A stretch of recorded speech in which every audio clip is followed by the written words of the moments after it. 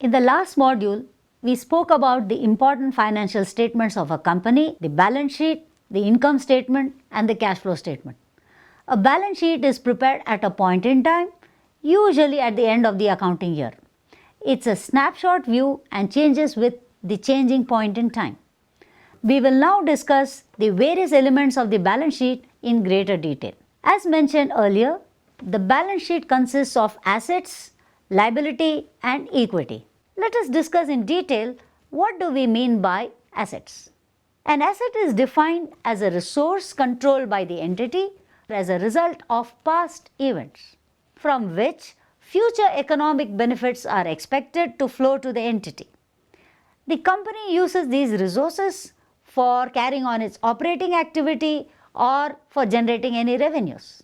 Examples of assets include property, plant and equipment, furniture, current assets such as inventory and cash, and so on. Let us now take two examples to discuss what are assets, and we will also apply the definition of the term assets as we have just discussed. What is the most important asset of Microsoft? Cash. They have a lot. I read in their balance sheet they were having cash, cash equivalents, and short term investments of $96.5 billion as of June 30th, 2015. How about employees? They are an important asset for Microsoft. They are the ones who develop the software, in turn creating revenue for the company. Trigger and clever. Very good observation. Microsoft has a lot of cash and Microsoft also has people. Now let us discuss whether we would find people and human resource in the balance sheet of companies. We cannot have them in the balance sheet as they keep moving from balance sheet to balance sheet. That's a good observation, Trigger, that we don't include human resource because they keep moving from company to company. Although human resource is an important asset, yet it is not found in the balance sheet. Have you ever thought about it? As in accounting, we record only transactions that are measurable in monetary terms.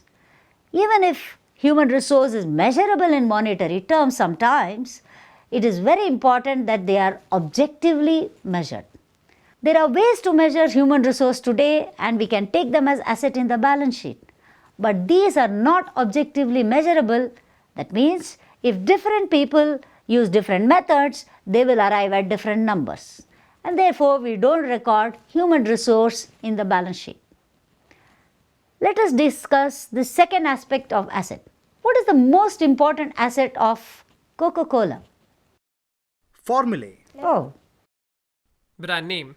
oh, very good. Both formula and brand are very important asset for Coca-Cola. Will we find brand name in the balance sheet? If yes, why? Or if no, why not? The answer to this question is very simple. We do not find brand name in the balance sheet, particularly if the brand is self-generated asset. Although brand name is one of the most important economic asset of a company, we do not enter it in the balance sheet for several reasons. A company's brand is built over several years. Can you and is there a particular event that says this event gave rise to this brand?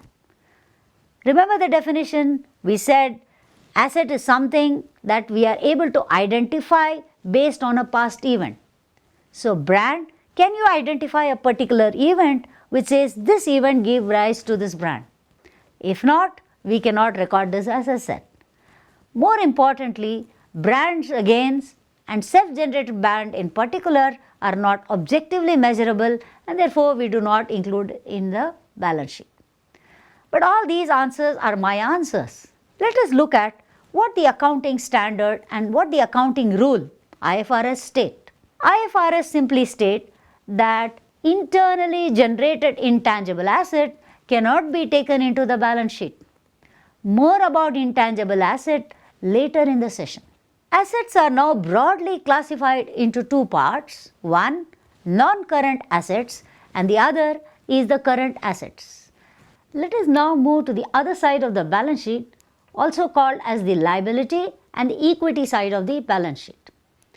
Let us first discuss liabilities. What's a liability? A liability is what a company owes to others. Remember, they are the present obligation of a company arising from past events. Discharging a liability will result in outflow of resources from the company.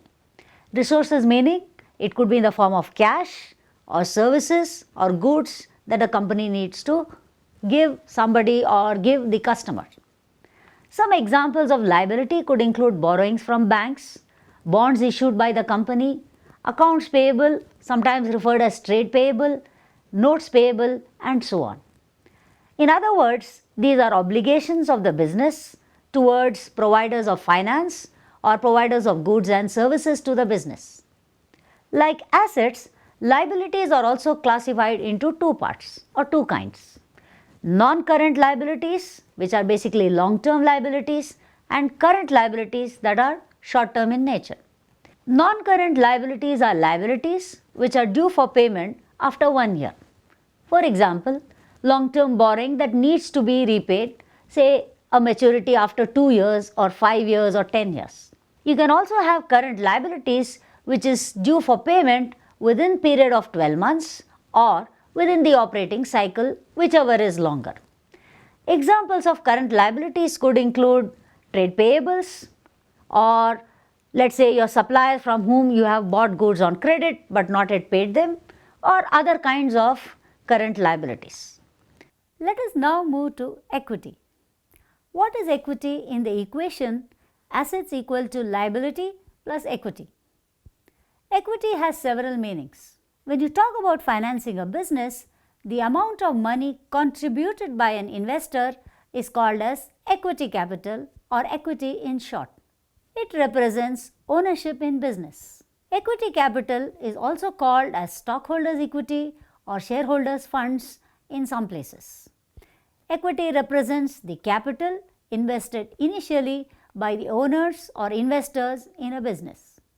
For example, I know Clever owns 200 shares in CBA Corporation. That stock or share represents his ownership in CBA Corporation. Equity also includes retained earnings and reserves. They are called as reserves and surplus in some countries. Retained earnings represents profit that are reinvested in the business.